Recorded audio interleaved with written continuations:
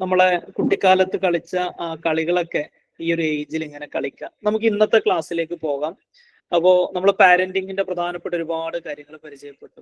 കുട്ടികളോട് ഡോണ്ട് ഉപയോഗിച്ച് സംസാരിക്കരുത് എന്നൊക്കെ പറഞ്ഞു. ഡോണ്ട് ക്രൈ, മോനെ കരയരുത് എന്ന് പറയുന്നതിന് പകരം കമോൺ നമുക്ക് ഇരിക്കാം, ഒന്ന് സംസാരിക്കാം, അങ്ങനെയാണ് മക്കളോട് പറയേണ്ടത്. കരയരുത് എന്ന് പറയരുത്. കാരണം കുട്ടികൾക്കുള്ള ഫീലിങ്സ് അവർ എക്സ്പ്രസ് ചെയ്യണം. അപ്പൊ മോന് കരയരുത് എന്ന് പറയുമ്പോൾ കുട്ടി എന്താ വിചാരിക്കുക, കരയാൻ പാടില്ല എന്നാ. അതിങ്ങനെ മനസ്സിൽ കൊണ്ടുവെക്കും. ആ കൊണ്ടുവെക്കുന്ന സമയത്ത് വലിയ പ്രശ്നമായിരിക്കും. അപ്പൊ കൊച്ചിനോട് പറയേണ്ടത്, മനസ്സ് വാടാ, എന്താ മോന്റെ പ്രശ്നം, നമുക്കൊന്ന് സംസാരിക്കാം എന്ന് പറയാം. ഓക്കെ, അപ്പൊ അതങ്ങോട്ട് എറിയരുത് എന്ന് പറയരുത്. മോനെ അതൊന്ന് ആ സ്ഥലത്ത് വെച്ചോട്ടോ എന്നാ പറയേണ്ടത്. ഓക്കെ, നമ്മളിപ്പോൾ ഓരോ വാക്കുകളും നമ്മൾ സംസാരിക്കുന്ന സമയത്ത് പ്രത്യേകം ശ്രദ്ധിക്കണം. എടാ ഒച്ച എടുക്കരുതാടാ, നിന്നോട് എത്ര പ്രാവശ്യം പറഞ്ഞതാ, അങ്ങനല്ല പറയണ്ട. മോനെ ഒന്ന് പതുക്കെ സംസാരിക്കടാ, എന്റെ ചക്കരയല്ലേ, എന്റെ മുത്തല്ലേ, എന്റെ പൊന്നല്ലേ. ഈ നമ്മൾ ഉപയോഗിക്കുന്ന വാക്കുകൾ എപ്പോഴും ഈ ചേഞ്ചസ് വരുത്താന്നുള്ളത് ഒരു പ്രധാനപ്പെട്ട ഒരു ഘടകമാണ്.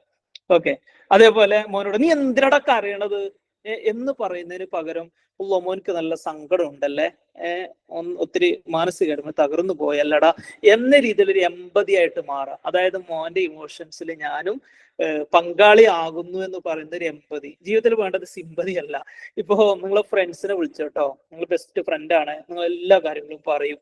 ഞാൻ നേരത്തെ പറഞ്ഞില്ലയോ, നമ്മുടെ ജീവിതത്തിൽ നമുക്കൊരു കൗൺസിലർ വേണം.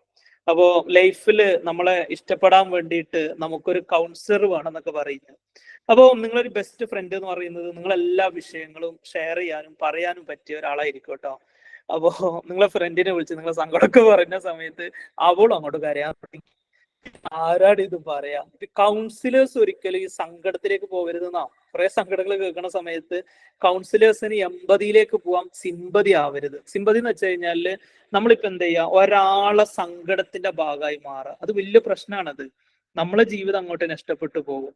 അപ്പോ കുട്ടികളോട് അവിടെ പറയേണ്ട കാര്യം എന്ന് വെച്ചാൽ, എടാ നീ കരച്ചിൽ നിർത്തടാ എന്ന് പറയുന്നതിന് പകരം മോനെ നീ നല്ല സങ്കടത്തിലാണല്ലോടാ, എടാ നീ പരീക്ഷ തോറ്റല്ലോടാ എന്ന് പറയുന്നതിന് പകരം മോനുസേ ആ സബ്ജക്ട് നിനക്ക് ഒത്തിരി ബുദ്ധിമുട്ടായല്ലടാ.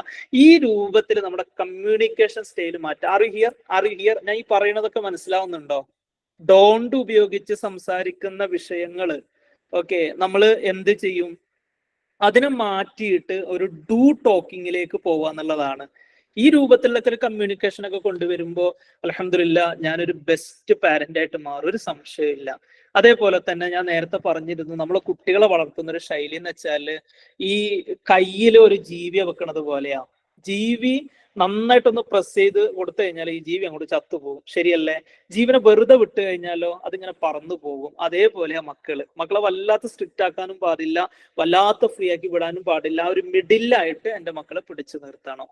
ഓക്കെ, അപ്പോ ഇത്ര കാര്യങ്ങൾ ശ്രദ്ധിച്ചു കഴിഞ്ഞാൽ അൽഹംദുലില്ലാ എൻ്റെ കുട്ടിക്ക്, ഇപ്പൊ ഞാൻ ലാസ്റ്റ് ക്ലാസ്സിൽ പറഞ്ഞൊരു പോയിന്റ് ഉണ്ട്, ഒത്തിരി ചേഞ്ചസ് ഉണ്ടാക്കുന്ന ഒരു അത്ഭുത ഔഷധം എന്ന് പറയുന്ന ഒരു സാധനമുണ്ട്. എന്താ? അപ്രിസിയേഷൻ അല്ലെ? ഞാൻ പറഞ്ഞിരുന്നില്ലയോ, പ്രശംസിക്കാന്ന് പറയുന്നത്. അത് ഹസ്ബൻഡിന്റെ കേസിലും ഹൈ പവർഫുൾ. അദ്ദേഹം ഡ്യൂട്ടിക്ക് പോണ സമയത്ത് അയാളെ മുടിയിലേക്ക് നോക്കിയിട്ട് ഇക്ക സൂപ്പർ ആയിട്ടുണ്ട് കേട്ടോ, ഇക്കന്റെ ഷർട്ട് അങ്ങോട്ട് പൊളിച്ചിട്ടുണ്ട് കേട്ടോ എന്ന് പറയുന്ന സമയത്ത് ആൾക്ക് അങ്ങോട്ട് കയറും. പ്രത്യേകിച്ച് പുരുഷന്മാർക്ക് ഒരു പ്രത്യേകതയുണ്ട്. നമ്മൾ റിലേഷൻഷിപ്പിന്റെ ഒരു ട്രെയിനിങ് തന്നെ വരുന്നുണ്ട് കേട്ടോ, പ്രിമാരിറ്റൽ കൗൺസിലിംഗ്, അതേപോലെ റിലേഷൻഷിപ്പിനായിട്ട് ട്രെയിനിങ് വരുന്നുണ്ട്. പാരന്റിങ്ങിൽ മാത്രമായിട്ട് നമ്മളൊരു ട്രെയിനിങ് പ്ലാൻ ചെയ്യുന്നുണ്ട്. അതേപോലെ ഒരു 5 days ഈ മൈൻഡ് റിഫ്രഷ്മെന്റ് എന്ന് പറയുന്ന ഒരു കോഴ്സ് മാത്രം നമ്മൾ ഔട്ട് ചെയ്തിട്ടുണ്ട്. പിന്നെ മിസ്രി ഉണ്ട്. അപ്പോൾ എല്ലാത്തിലും ജോയിൻ ചെയ്യാൻ പറ്റും, എല്ലാത്തിലും ജോയിൻ ചെയ്യുക. കാരണം ഓരോ കോഴ്സുകൾ അറ്റൻഡ് ചെയ്യുന്ന സമയത്ത് നമ്മൾ ഒത്തിരി അങ്ങോട്ട് ഡെവലപ്പ് ആയി പോകും. പിന്നെ നമ്മൾ ഈ മിസ്രിന്റെ ഒരു പ്രത്യേകത എന്ന് പറയുന്നത് എല്ലാത്തിനും ഫീ വളരെ കുറവായിരിക്കും. അപ്പൊ ഞാനൊക്കെ ചിലപ്പോൾ 1.5 ലക്ഷം രൂപ, 50,000 രൂപ, 20,000 ഇതൊക്കെ വലിച്ചെറിഞ്ഞിട്ട് ട്രെയിനിങ് അറ്റൻഡ് ചെയ്യാറുണ്ട്. കാരണം എൻ്റെ എംപവർമെന്റ് ആണ്, എനിക്ക് മാറണം, എനിക്ക് ഉയരങ്ങളിലേക്ക് എത്തണം. അപ്പോൾ എപ്പോഴും നമ്മൾ മനസ്സിലാക്കേണ്ടത്, ഒരു സിമ്പിൾ സ്റ്റോറി ഞാൻ പറയാം. നമ്മൾ ഇന്നത്തെ കോഴ്സ് ഇവിടെ കഴിയാണല്ലോ. അപ്പോ കേവലം ക്ലാസ്സുകൾ കേട്ട് ഇന്ന് കൈയൊക്കെ തട്ടി അൽഹംദുലില്ലാ ക്ലാസ് ഒക്കെ കഴിഞ്ഞ് ഏതായാലും ഫ്രീ ആയല്ലോ എന്ന് പറഞ്ഞു പോകുന്നതിന് പകരം ഈ ക്ലാസ് കഴിയലോട് കൂടെ ഒരു മാറ്റത്തിന് നിങ്ങൾ തയ്യാറാവുക. പണ്ട് ഒരു അധ്യാപകൻ മാറിയൊരു കഥയുണ്ട്. ഒരു പ്രൊഫസർ കേട്ടോ, അദ്ദേഹം നെറ്റൊക്കെ എഴുതി ഈ JRF ഒക്കെ കിട്ടി, PhD ഒരു സെൻട്രൽ യൂണിവേഴ്സിറ്റിയിൽ ചെയ്ത് ഒരു 30-ാം വയസ്സിൽ അദ്ദേഹം ഡോക്ടറേറ്റ് ഒക്കെ വാങ്ങിയിട്ട് ഇറങ്ങി കേട്ടോ.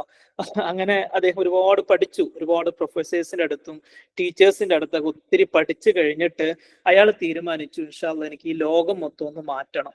I want to change this world. ഈ ലോകം മുഴുവനും എനിക്ക് ചേഞ്ച് ചെയ്യണം. Because I have the couple of knowledge, I have the bundle of knowledge. എനിക്ക് അത്രയും നോളജ് എൻ്റെ കയ്യിലുണ്ട്. I want change this world. ഈ ലോകം മൊത്തം എനിക്ക് മാറ്റണം. അങ്ങനെ ഓരോ രാജ്യങ്ങളും വിസിറ്റ് ചെയ്യാൻ തുടങ്ങി. ഏഷ്യ മൊത്തം കംപ്ലീറ്റ് ചെയ്തു, ആഫ്രിക്ക മൊത്തം കംപ്ലീറ്റ് ചെയ്തു, യൂറോപ്പ് മൊത്തം കംപ്ലീറ്റ് ചെയ്തു, വിവിധ ഭാഷകൾ പഠിച്ചു, ഒത്തിരി പുസ്തകങ്ങൾ എഴുതി, ഒരുപാട് പ്രഭാഷണങ്ങൾ നടത്തി, ലേഖനങ്ങൾ എഴുതി, സെമിനാറുകൾ നടത്തി. ലോകം മുഴുവനും മാറ്റാൻ വേണ്ടി അദ്ദേഹം നടക്കാൻ ഇറങ്ങിയതാട്ടോ. അദ്ദേഹത്തിന് 40-ാം വയസ്സായപ്പോൾ അദ്ദേഹത്തിന് മനസ്സിലായി, I can't change my world. എനിക്ക് ലോകം മാറ്റാൻ കഴിയില്ല, ഒരാൾ പോലും മാറിയില്ലല്ലോ എന്നൊരു ഗിൽട്ടി ഫീലിംഗ് അദ്ദേഹത്തിന് ഉണ്ടായി. അങ്ങനെ 40-ാം വയസ്സിൽ അദ്ദേഹത്തിന് തിരിച്ചറിവുണ്ടായി, ഞാൻ എൻ്റെ രാജ്യം മാറ്റാൻ പോവാണ്. അവനെ ചേഞ്ച് മൈ ഇന്ത്യ. എൻ്റെ ഇന്ത്യ മൊത്തം എനിക്ക് മാറ്റണം. കശ്മീർ മുതൽ കന്യാകുമാരി വരെ യാത്ര ചെയ്യാൻ തുടങ്ങി. ഓരോ സ്റ്റേറ്റിലും വിസിറ്റ് ചെയ്യാൻ തുടങ്ങി. മലയാളവും കന്നഡയും തെലുഗും മറാഠിയും ഗുജറാത്തിയും ഒത്തിരി ഭാഷകൾ പഠിച്ചു. ഹിന്ദി മൊത്തം ഫ്ലുവൻ്റ് ആക്കി. ഹിന്ദിയിലും ഗുജറാത്തിയിലും കശ്മീരിലും ഒരുപാട് പുസ്തകങ്ങൾ എഴുതി, പ്രഭാഷണങ്ങൾ നടത്തി.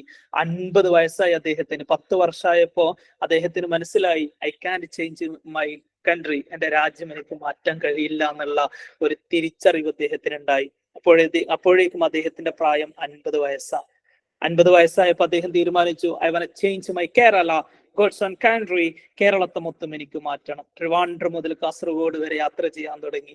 ഓരോ ജില്ലകളിലും പ്രോഗ്രാംസ് സംഘടിപ്പിക്കാൻ തുടങ്ങി. മലയാളത്തിൽ പുസ്തകങ്ങൾ എഴുതി, സെമിനാറുകൾ നടത്തി. അദ്ദേഹത്തിന് 60 വയസ്സായിട്ടോ.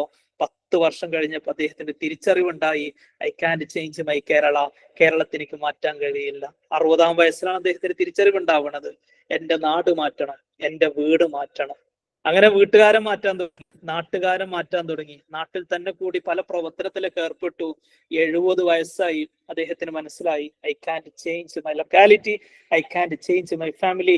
എൻ്റെ കുടുംബത്തൊന്നും എനിക്ക് മാറ്റാൻ കഴിയില്ല എന്ന് മനസ്സിലായി. അദ്ദേഹത്തിന് 70 വയസ്സായിട്ടോ. അദ്ദേഹം തീരുമാനിച്ചു, എനിക്ക് എന്നെ മാറ്റണം. അപ്പോഴത്തേക്കും അദ്ദേഹം മരണപ്പെട്ടു പോയി എന്ന. ഇതാണ് പലരുടെയും അവസ്ഥ. പറഞ്ഞു ശരിയല്ലയോ? ശരിയല്ലയോ? ശരിയല്ലയോ? നമ്മൾ മാറ്റം കൊണ്ടുവരേണ്ടത് നമ്മളിലാണ്. നമ്മൾ ചേഞ്ചസ് കൊണ്ടുവരേണ്ടത് നമ്മളിലാണ്. ഈ ക്ലാസ്സിലൂടെ നിങ്ങൾക്ക് കിട്ടേണ്ട ഒരു പ്രചോദനവും അതാണ്. എൻ്റെ പ്രിയപ്പെട്ടവരോട് പറയട്ടെ, എൻ്റെ ജീവിതത്തിൽ എനിക്ക് നല്ല പാരന്റ് ആയിട്ട് മാറണം. എൻ്റെ ജീവിതത്തിൽ എനിക്കൊരു നല്ല വ്യക്തിയായി മാറണം. ഞാൻ മരിച്ചു കഴിഞ്ഞാലും ഒരുപാട് പേര് എന്നെ സ്നേഹിക്കണം. ഞാൻ പലപ്പോഴും ഈ മൈൻഡ് മാസ്റ്ററി പ്രോഗ്രാമിൽ ഒരു വിഷൻ ബോർഡിന്റെ വർക്ക് കൊടുക്കാറുണ്ട്. ഓക്കെ, ആ ഒരു പ്രോഗ്രാം അല്ലാത്തത് കൊണ്ടാണ് ഞാൻ അത് പറയാത്തത്. 5 days മൈൻഡ് മാസ്റ്ററി പ്രോഗ്രാമിൽ വിഷൻ ബോർഡ് ഉണ്ടാക്കാൻ വേണ്ടി പറയും. ഈ അടുത്ത് കടമത്ത് അമിനി ദ്വീപില്, ലക്ഷദ്വീപിലെ അമിനി ദ്വീപില് ഞാൻ ക്ലാസ് എടുക്കാൻ വേണ്ടി പോയപ്പോ അവിടുത്തെ മക്കളോട് ഞാൻ പറഞ്ഞു, മക്കളെ, you can prepare your vision board. ഈ വിഷൻ ബോർഡ് എന്ന് പറഞ്ഞാല് എൻ്റെ ഭാവിയിലെ, എൻ്റെ ഫ്യൂച്ചറിൽ ഞാൻ ആഗ്രഹിക്കുന്ന കാര്യങ്ങളെ ചിത്രങ്ങളാക്കി മാറ്റുന്നതിനേക്കാണ് വിഷൻ ബോർഡ് എന്ന് പറയാ. എന്തൊക്കെ ആഗ്രഹങ്ങളുണ്ടോ, എന്തൊക്കെ സ്വപ്നങ്ങളുണ്ടോ, അത് ഉണ്ടാക്കി വെക്കുന്നതിനേക്കാണ് വിഷൻ ബോർഡ് എന്ന് പറയാ. അന്നൊരു മോനൂസി വിഷൻ ബോർഡ് ഉണ്ടാക്കിയിട്ട് എൻ്റെ അടുക്കിലേക്ക് കൊണ്ടുവന്നു. ഞാൻ അത്ഭുതപ്പെട്ടു പോയി. ആ മോനുണ്ടാക്കിയ വിഷൻ ബോർഡിൽ ഒരു മയ്യത്തിന്റെ കട്ടിലുണ്ട് കേട്ടോ. ആ മയ്യത്തിന്റെ കട്ടിലിന്റെ ബാക്കിൽ ഒരുപാട് ആളുകളെ പടം അവൻ വരച്ചിരിക്കുകയാണ്. ഞാൻ ചോദിച്ചു, മോനൂസി ഇത് എന്താടാന്ന് ചോദിക്കുമ്പോ അമിനി ദ്വീപിൽ ആ പൊന്നുമോൻ എന്നോട് പറഞ്ഞൊരു വാക്കുണ്ട്. എന്താ പറഞ്ഞതറിയോ? സാറേ, ഞാൻ എൻ്റെ ജീവിതത്തിൽ ഒരുപാട് കാര്യങ്ങൾ ചെയ്യും. ഞാൻ എൻ്റെ ജീവിതത്തിൽ ഒരുപാട് നന്മകൾ ചെയ്യും. ഞാൻ ഒരുപാട് പഠിക്കും. ഞാൻ ഒരുപാട് ആളുകളെ പഠിപ്പിക്കും. അവസാനം സാറേ, ഞാൻ മരിച്ചു പോകുന്ന സമയത്ത് എൻ്റെ മയ്യത്ത് ഫോളോ ചെയ്യാൻ വേണ്ടി ഒരുപാട് ആളുകൾ ഉണ്ടാവും സാറേ, അതാ ഞാൻ വരച്ചു വെച്ചെന്ന് പറഞ്ഞു. അതേപോലെ 5-ാമത്തെ ക്ലാസ്സാണ് ഇന്ന് നടക്കുന്നത്. ഈ ക്ലാസ്സിൽ നിന്ന് പ്രചോദനം ഉൾക്കൊള്ളുന്ന എൻ്റെ പ്രിയപ്പെട്ടവര്, ഈ നിമിഷം മുതൽ നിങ്ങളെ മരിച്ചു കഴിഞ്ഞാലും നിങ്ങളെ ഓർക്കാനുള്ള എന്തെങ്കിലുമൊക്കെ ഉണ്ടാക്കി വെക്കണം. മനോഹരമായ എന്തെങ്കിലുമൊക്കെ ഉണ്ടാക്കി വെക്കണം. ഓക്കെ, മരിച്ചു കഴിഞ്ഞാലും നിങ്ങൾ ഓർക്കപ്പെടണം. നിങ്ങളെ കൂട്ടത്തിൽ ഒരാൾ ടീച്ചറായി എന്ന് വിചാരിക്കുക. 1000കണക്കിന് കുട്ടികളെ പഠിപ്പിച്ചു. മരിച്ചു കഴിഞ്ഞാലും പറയും, അന്ന് എനിക്ക് ആദ്യാക്ഷരം പഠിപ്പിച്ചത് ആ ടീച്ചറാണ്, എന്നെ അക്ഷരങ്ങൾ പഠിപ്പിച്ചത് ആ ടീച്ചറാണ്, എന്നെ അലിഫ് പഠിപ്പിച്ചത് ആ ടീച്ചറാണ്. നോക്കണേ, ഇങ്ങനെ പറയാനുള്ള സംതിങ് ഇൻഷാ അല്ലാഹ് എൻ്റെ ജീവിതത്തിൽ എനിക്ക് ഉണ്ടാക്കിയെടുക്കണം. നല്ല വാത്സല്യമുള്ള പാരന്റ് ആയിട്ട് മാറണം. പുഞ്ചിരി ഇങ്ങനെ സ്പ്രെഡ് ചെയ്യണം. സ്നേഹത്തോടെ സംസാരിക്കണം. മക്കള് സന്തോഷം കൊണ്ട് തുള്ളിച്ചാടണം. ടീനേജിലേക്കൊക്കെ എത്തുന്ന സമയത്ത് ചില പാരന്റ്സ് മക്കളെ വളർത്താൻ അറിയില്ല. 9-ാം ക്ലാസ്സിലും 8-ാം ക്ലാസ്സിലും 10-ാം ക്ലാസ്സിലും പഠിക്കുന്ന മക്കളുള്ള ഉമ്മമാർ ഇതിൽ ഉണ്ടാവും കേട്ടോ. ഉണ്ടല്ലോ അല്ലെ? ഒന്ന് മെൻഷൻ ചെയ്യാം. 9-ാം ക്ലാസ് പഠിക്കുന്ന, 10-ാം ക്ലാസ് പഠിക്കണ, +1 പഠിക്കണ, അല്ലെങ്കിൽ ഒരു 13 വയസ്സിന് ശേഷമുള്ള മക്കളുള്ളവരൊന്ന് കൈപൊക്കാവോ? ജസ്റ്റ് ഒന്ന് അറിയിക്കണേ, ഒന്ന് മെൻഷൻ ചെയ്യണേ, കമന്റിലോ അല്ലെങ്കിൽ കൈവീശിയിട്ടോ ഒന്ന് അറിയിക്കണേ. ടീനേജിലുള്ള കുട്ടികളുള്ള ഉമ്മമാരൊക്കെ ഉണ്ടാവും. വല്ലാത്തൊരു പ്രായമാണ് അത്. ഓക്കെ, നിങ്ങൾ പറയും എൻ്റെ മോന് നല്ല മോനായിരുന്നു, എൻ്റെ മോള് നല്ല മോളായിരുന്നു, എപ്പോഴും എൻ്റെ കൂടെ ആയിരുന്നു. ഇപ്പൊ ഒന്നും പറഞ്ഞനുസരിക്കത്തില്ല, ദേഷ്യം പിടിക്കും, പൊട്ടിത്തെറിക്കും, വാശിയ, ഫ്രണ്ട്സാണ് അവനിക്ക് വലുത് എന്നൊക്കെ പറയും. അതുകൊണ്ട് എൻ്റെ പ്രിയപ്പെട്ടവരോട് പറയട്ടെ, ആ മക്കളെ ചേർത്ത് പിടിക്കണം കേട്ടോ, സ്നേഹത്തോടെ ചേർത്ത് പിടിക്കണം, ഓരോ കൂടെ ഇരുന്ന് സംസാരിക്കാനുള്ള സമയം കണ്ടെത്തണം. ഈ അടുത്തൊരു ചെറിയ മോന് റെസ്റ്റോറന്റ് നടത്തണ വാപ്പന്റെ അടുക്കിലേക്ക് പോയത്രേ. രാവിലെ 4 മണിക്ക് റെസ്റ്റോറന്റിൽ പോകും, രാത്രി 10 മണിക്കാ തിരിച്ചു വരിക. അങ്ങനെ ആ മോന് പോയിട്ട് വാപ്പയോട് പറഞ്ഞു, വാപ്പ നിങ്ങൾ ഒരു ദിവസം റെസ്റ്റോറന്റിൽ പോയാൽ എത്ര കാശാ കിട്ടാന്ന് ചോദിച്ചു. അപ്പൊ വാപ്പ ആദ്യം ചിന്തിച്ചു, അവനെന്തിനാ ഇതൊക്കെ ചോദിക്കണത്. അവസാനം പറഞ്ഞു, മോനൂസെ ഒരു ദിവസം ഞാൻ റെസ്റ്റോറന്റിൽ പോയി കഴിഞ്ഞാല് എനിക്ക് 1000 രൂപ കിട്ടൂടാന്ന് പറഞ്ഞു. അപ്പൊ ഈ മോന് അവന് കാശ് എടുത്തു വെക്കണ ഒരു ബോക്സ് ഉണ്ട് കേട്ടോ. ആ ബോക്സ് കൊണ്ട് വന്ന് പൊട്ടിച്ചിട്ട് അതിൽ നിന്നുള്ള കാശ്, പെരുന്നാളിനൊക്കെ കിട്ടിയ കാശുണ്ട് കേട്ടോ, 50 രൂപ, 100 രൂപ, 200 രൂപ ഒക്കെ, അതിൽ നിന്നൊരു 1000 രൂപ എടുത്തിട്ട് എന്ത് ചെയ്തു, വാപ്പക്ക് കൊടുത്ത് പറഞ്ഞത്രേ, വാപ്പ നാളെ റെസ്റ്റോറന്റിൽ പോകണ്ട കേട്ടോ, ഉപ്പ എന്റെ കൂടെ ഇരിക്കണേ. അതുകൊണ്ട് പ്രിയപ്പെട്ടവരോട് പറയട്ടെ, നിങ്ങൾ ഇന്ന് മക്കളെ കൂടെ ചെലവഴിക്കാനും അവരോട് സംസാരിക്കാനും അവരോട് തമാശ പറയാനും അവരെ നിങ്ങളിൽ ഒരാളായിട്ട് കാണാനും സമയം കണ്ടെത്തിയില്ലെങ്കിൽ പിൽക്കാലത്ത് ആ കുട്ടിയെ ശരിയാക്കാൻ വേണ്ടി ഒരുപാട് സമയം എടുക്കേണ്ടി വരും. അതിനേക്കാളും നല്ലത് ഇപ്പോഴും കുറച്ച് സമയം കണ്ടെത്തലല്ലേ. ഹസ്ബൻഡ് വിദേശത്താണെങ്കിലും ഒന്ന് മക്കളോട് നിങ്ങളെ വീഡിയോ കോൾ വിളിച്ച് സംസാരിക്കുമ്പോൾ മക്കളോടും കൂടി സംസാരിക്കാനുള്ള ഒരു സമയം അലോട്ട് ചെയ്ത് കൊടുക്കണേ. അപ്പോ കുട്ടികൾ അതിനൊന്നും താല്പര്യമൊന്നും ഉണ്ടാവില്ല എന്നൊക്കെ പറയും. അത് നമ്മൾ കണക്ഷൻസ് ഉണ്ടാക്കുക. എന്തെങ്ങനെയാ കണക്ഷൻസ് ഉണ്ടാക്കേണ്ടത്? കിടന്നുറങ്ങുന്ന സമയത്തും ഉണർവിലൊക്കെ ഒന്ന് ചേർത്ത് പിടിക്കുക, കണ്ണിലേക്ക് നോക്കി ചിരിക്കുക, നല്ല വാക്കൊക്കെ പറയാ.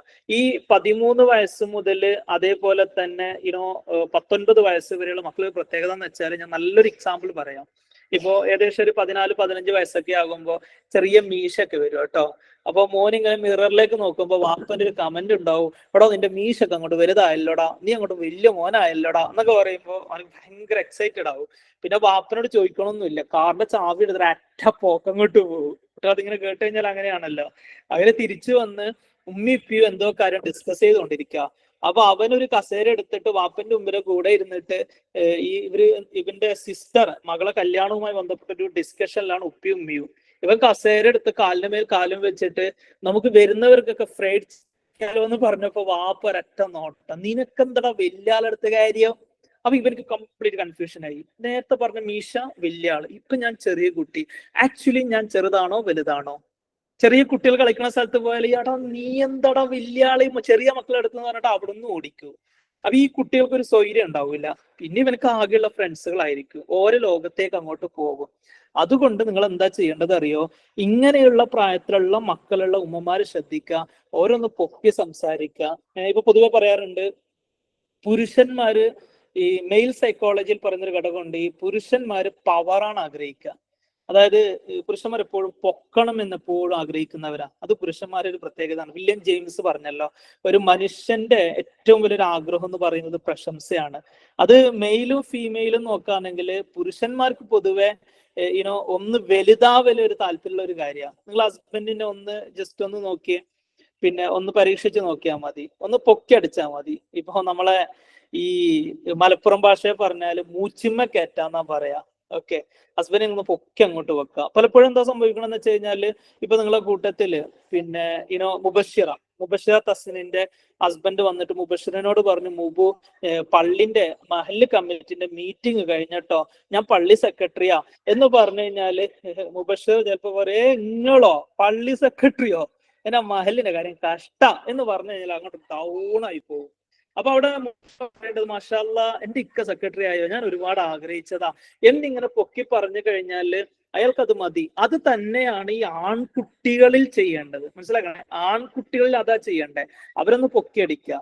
അവർ ചിലപ്പോ നിങ്ങൾ ഇഷ്ടപ്പെടാത്ത രീതിയിലുള്ള ഒരു പേഴ്സണാലിറ്റി ഒക്കെ ഉണ്ടാകും, തോന്നിയ ഡ്രസ്സൊക്കെ ഇട്ട് വരും, മുടിയൊക്കെ ഒരു മാതിരി വെട്ടിയൊക്കെ വരുമ്പോ ഈ ഒറ്റടിക്ക് അവരെ തകർക്കരുത്. എന്ത് കോലാടാ നിന്റെ, നീ എന്താടാ ഇങ്ങനെ, ആര് സ്വഭാവടാ നിനക്ക് ഉണ്ടായതെന്ന് പറയണതിന് പകരം ഒന്ന് ചേർത്ത് പിടിച്ച് മുനുസെ എങ്ങനെയുണ്ടടാ എന്നൊക്കെ പറഞ്ഞ് പിന്നെ കുറച്ച് കഴിഞ്ഞ് അവന്റെ കൂടെ ഇരുന്ന് അവരെ നല്ല ലെവലിലേക്ക് കൊണ്ടുവരാന്നുള്ളതാണ്.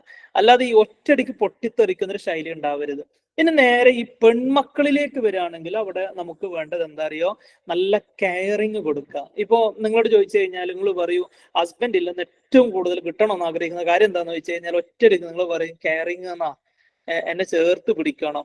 വീട്ടിൽ എന്ത് പ്രശ്നം ഉണ്ടെങ്കിലും ഇക്ക കൂടെ ഉണ്ട് എന്ന് എന്നോട് പറയണം, വേറൊന്നും എനിക്ക് വേണ്ട. ഇതേ കെയറിങ് ആണ് പെൺകുട്ടികൾക്ക് കൊടുക്കേണ്ടത്. കെയറിങ് നഷ്ടപ്പെടുമ്പോഴോ അറിയില്ല, ട്രിവാൻഡ്രത്തെ ഷഹാന എന്ന് പറയുന്ന പെൺകുട്ടി തന്റെ ഇൻസ്റ്റ നോക്കിയിട്ട് ഇങ്ങനെ സ്ക്രോൾ ചെയ്തുകൊണ്ടിരിക്കുന്ന സമയത്ത് ഇരിങ്ങാലക്കുടയിലെ പ്രണവ് എന്ന് പറയുന്ന ഒരു മോന്, ആ കുട്ടിന്റെ പ്രത്യേകത എന്ന് വെച്ച് കഴിഞ്ഞാൽ നോക്കണേ, ട്രിവാൻഡ്രത്തെ ഷഹാന, ഈ ഷഹാന തന്റെ ഇൻസ്റ്റയിലൂടെ വീഡിയോസുകൾ റീൽസുകൾ ഇങ്ങനെ കണ്ടുകൊണ്ടിരിക്കുന്ന സമയത്ത് ഒരു റീൽസ് കണ്ടു. എന്താ റീൽസ് അറിയോ? തൃശ്ശൂർ ജില്ലയിലെ ഇരിങ്ങാലക്കുടയിലെ പ്രണവ് എന്ന് പറയുന്ന പയ്യൻ, എന്താ അവന്റെ പ്രത്യേകത? അവന് മേജർ ആക്സിഡന്റ് സംഭവിച്ച ഒരു കുട്ടിയാ. മറ്റേ ഒരു 10 മേജർ ആക്സിഡന്റ് സംഭവിച്ച അവനിക്ക് ഈ പിന്നെ വീൽ ചെയറിലാണ് എന്റെ ജീവിതം മുഴുവനും. എനിക്ക് ഓടാനും ചാടാനൊന്നും പറ്റത്തില്ല. ഈ വായിലേക്ക് പൈപ്പ് ഇട്ടിട്ടാ അതിലിങ്ങനെ ഭക്ഷണം കഴിക്കുന്ന ഒരു സിസ്റ്റാണ് ഈ പ്രണവ്. ഓക്കെ, ഈ പ്രണവ് കൂട്ടുകാരെ കൂടെ അമ്പലത്തില് ഇങ്ങനെ ചെണ്ട കൊട്ടണ കണ്ടപ്പോ ഷഹാന എന്ന് പറയുന്ന കുട്ടിക്ക് ഒരു സ്പാർക്ക് ഉണ്ടായി. ഈ കൊള്ളാലോ, ഇത് എങ്ങനെ ചെയ്യുന്നു? അങ്ങനെ അവനെ ഫോളോ ചെയ്തു, അവന്റെ വീഡിയോ കാണാൻ തുടങ്ങി, അവനെ ലൈക്ക് ചെയ്തു, അവനായിട്ട് ചാറ്റ് ചെയ്യാൻ തുടങ്ങി. ഒരു മാസം കഴിഞ്ഞപ്പോ ഷഹാന എന്ന് പറയുന്ന +2 കഴിഞ്ഞ മുസ്ലിം പെൺകുട്ടി ട്രിവാൻഡ്രത്ത് നിന്ന് തൃശ്ശൂർ ജില്ലയിലെ ഇരിങ്ങാലക്കുടയിലേക്ക് ബസ് കയറിയിട്ട് അമ്പലത്തിൽ ചെന്ന് എന്ത് ചെയ്തു? ഈ പറയുന്ന പ്രണവിനെ താലി കെട്ടി കല്യാണം കഴിച്ചു. നോക്കണേ, ആ ഷഹാന എന്ന് പറയുന്ന പെൺകുട്ടി ട്രിവാൻഡ്രത്ത് നിന്ന് ഡ്രസ്സ് പാക്ക് ചെയ്തിട്ട് ബസ്സിൽ കയറുന്ന സമയത്ത് ഷഹാന മറന്നുപോയത് അവളെ പ്രിയപ്പെട്ട ഉമ്മനെയാ. ഷഹാന മറന്നുപോയത് അവളെ പ്രിയപ്പെട്ട വാപ്പയെയാ. എല്ലാം മറന്ന് അവള് വന്ന് ക്ഷേത്രത്തിൽ നിന്ന് ഈ താലി കെട്ടി കല്യാണം കഴിക്കുന്ന സമയത്ത് നമ്മൾ ഹദ്ദാദിൽ ചൊല്ലാറുണ്ടല്ലോ, റദീനാ ബില്ലാഹി റബ്ബൻ വബിൽ ഇസ്ലാമി ദീന വബി മുഹമ്മദിൻ നബിയ്യ. പഠിച്ചവനെ, ഞാൻ നിന്നെ തൃപ്തിപ്പെട്ടു നാഥ, നിന്റെ ദീനിൽ ഞാൻ തൃപ്തിപ്പെട്ടു നാഥ, നിന്റെ മുത്തുനബി തങ്ങളെ ഞാൻ തൃപ്തിപ്പെട്ടു നാഥ എന്ന് പറയുമ്പോ റസൂലുള്ളാഹിനെ ഒഴിവാക്കി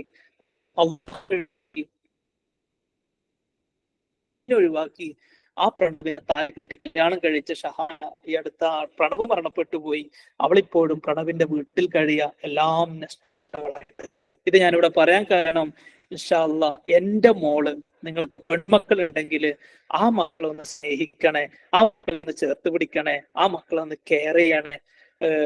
ശബ്ദത്തിന് പ്രശ്നമുണ്ടോ? ഓക്കെ ആണോ? ആമി ഓഡിയബിൾ? ഞാൻ പറയുന്ന കേൾക്കാവോ? Okay, very good. അപ്പൊ ഞാൻ പറഞ്ഞൊരു കാര്യം എന്ന് വെച്ച് കഴിഞ്ഞാല്, നമ്മളെ മക്കൾക്ക് നല്ല കെയറിങ് കൊടുക്കണം, നല്ല സ്നേഹം കൊടുക്കണം. നമ്മൾ ഇന്നത്തെ ക്ലാസ്സിന്റെ ലാസ്റ്റ് ഡേ ആണ്. ഇൻഷാ അല്ലാഹ് എനിക്ക് നല്ലൊരു പാരന്റ് ആയിട്ട് മാറണം. ഐഷാഹുവിന്റെ അടുക്കിലേക്ക് ഒരു ഉമ്മ ഇങ്ങനെ കയറി വന്നു. ഓക്കെ, 2 കുട്ടികൾ കൂടെയുണ്ട്. വിശന്നിട്ട് ഇങ്ങനെ വരിക, ഭക്ഷണം കഴിക്കാതെ കുറെ ആയി. അവസാനം ആയിഷ റളിയല്ലാഹു അൻഹ, കട്ടാകുന്നുണ്ടോ? പ്രശ്നമൊന്നുമില്ലല്ലോ?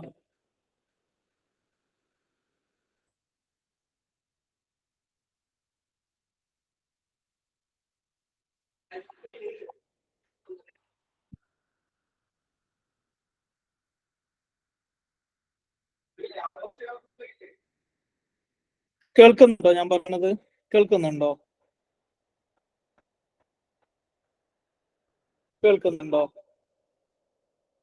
ഓക്കെ അല്ലേ? Okay well. ഞാൻ പറഞ്ഞൊരു കാര്യം എന്ന് വെച്ച് കഴിഞ്ഞാല്, നമ്മള് ആയിഷ റളിയല്ലാഹുവിന്റെ അടുക്കിലേക്ക് ഒരു 2 മക്കളും വന്നു. ഫുഡ് കഴിക്കാതെ വിശന്നിട്ടാ പോയത് കേട്ടോ. അവസാനം ആയിഷ റളിയല്ലാഹു അൻഹ ജസ്റ്റ് എന്ത് ചെയ്തു? ഈ 2 ഈത്തപ്പഴം എടുത്തു കേട്ടോ. 3 ഈത്തപ്പഴം എടുത്തു. 1 ഉമ്മക്ക് കൊടുത്തു, പിന്നെ 2 മക്കൾക്കും കൊടുത്തു. മക്കള് പെട്ടെന്ന് കഴിച്ചു. ഉമ്മ കഴിക്കാൻ വേണ്ടിയിട്ട് വായിലേക്ക് ഇടുന്ന സമയത്ത് ഈ 2 കുട്ടികളും ഉമ്മനക്ക് കൈ നീട്ടി. കഴിച്ചില്ല. 2 മക്കൾക്ക് ഈത്തപ്പഴം കൊടുത്തിരുന്നു, അവര് പെട്ടെന്ന് കഴിച്ചു. ഉമ്മ ഇങ്ങനെ ഈത്തപ്പഴം കഴിക്കാൻ വേണ്ടി വായിലേക്ക് ഇടുന്ന സമയത്ത് മക്കൾ ചോദിക്കാൻ തുടങ്ങി. ഉമ്മ ഈത്തപ്പഴം കഴിക്കാതെ 2 ചീളമായിട്ട് ആ മക്കൾക്ക് കൊടുത്തു. റളിയല്ലാഹു അൻഹ റസൂലുള്ളാഹി സ്വല്ലല്ലാഹു അലൈഹി വസല്ലം തങ്ങളോട് ഈ വിഷയം പറഞ്ഞപ്പോ തങ്ങൾ പറഞ്ഞു, ആ ഉമ്മ സ്വർഗത്തിലാന്ന് പറഞ്ഞു. ഈ വാത്സല്യം നമ്മൾ കൊണ്ടുവരണം, സ്നേഹം നമ്മൾ കൊണ്ടുവരണം. ക്ലിയറിന്റെ പ്രശ്നമുണ്ടോ? എന്താ പറ്റിയതാവോ?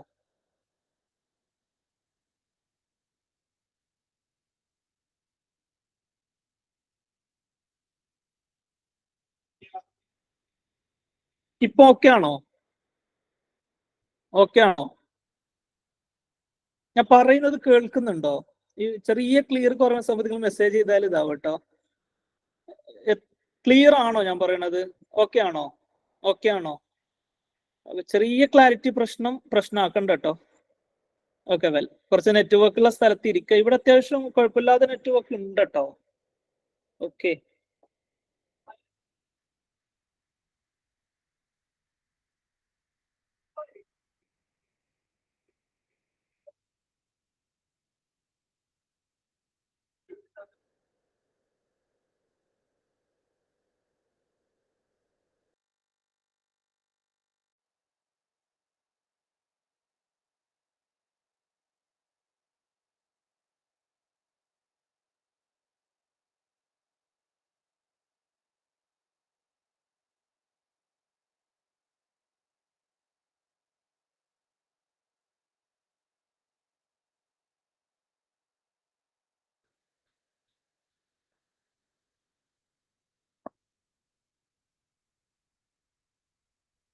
ഓക്കെ ഓക്കെ, ആം യു ഓഡിയബിൾ? കേൾക്കാവോ? കേൾക്കാവോ?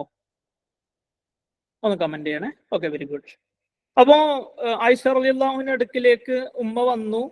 അങ്ങനെ 2 മക്കളുണ്ട്. ഈത്തപ്പഴം കൊടുത്ത സമയത്ത് ആ മക്കള് പെട്ടെന്ന് കഴിച്ചു. അപ്പൊ ഉമ്മ കഴിക്കണ സമയത്ത് മക്കൾ കൈ നീട്ടിയപ്പോ എന്ത് ചെയ്തു? അവസാനം ഉമ്മന്റെ കയ്യിലുണ്ടായിരുന്ന ഈത്തപ്പഴം എടുത്തിട്ട് ആ 2 മക്കൾക്ക് കൊടുത്തപ്പോ ഈ സംഭവം റസൂലുള്ളാഹി സ്വല്ലല്ലാഹു അലൈഹി വസല്ലം തങ്ങളോട് ഷെയർ ചെയ്ത അവസരത്തില് റസൂല പറഞ്ഞ ഉമ്മ സ്വർഗത്തിലാണെന്ന് പറഞ്ഞു. ഈ ഒരു വാത്സല്യം നമ്മൾ കൊണ്ടുവരണം. അതേപോലെ തന്നെ ഒരു സഹാബി, ഒരു കുട്ടി വന്നിങ്ങനെ റസൂൽ അവിടെ ഇരിക്കുന്നുണ്ട് കേട്ടോ. ഇങ്ങനെ വന്ന സമയത്ത് ആ കുട്ടിനെ കയ്യിലെടുത്തിട്ട് മടിയിലിരുത്തി. അദ്ദേഹത്തിന്റെ 2ാമത്തെ കുട്ടി വന്നപ്പോ മടിയിൽ സ്ഥലമില്ല കേട്ടോ, തൊട്ടരികിൽ ഇങ്ങനെ ഇരുത്തി കൊടുത്തു. അപ്പൊ റസൂൽ പറഞ്ഞു ചെയ്തത് ശരിയായില്ല. അപ്പൊ മക്കൾക്കിടയിൽ നീതി വേണം. നമ്മൾ വളരെ ഗൗരവത്തിലെടുക്കേണ്ട കാര്യങ്ങളാണ് ഇതൊക്കെ.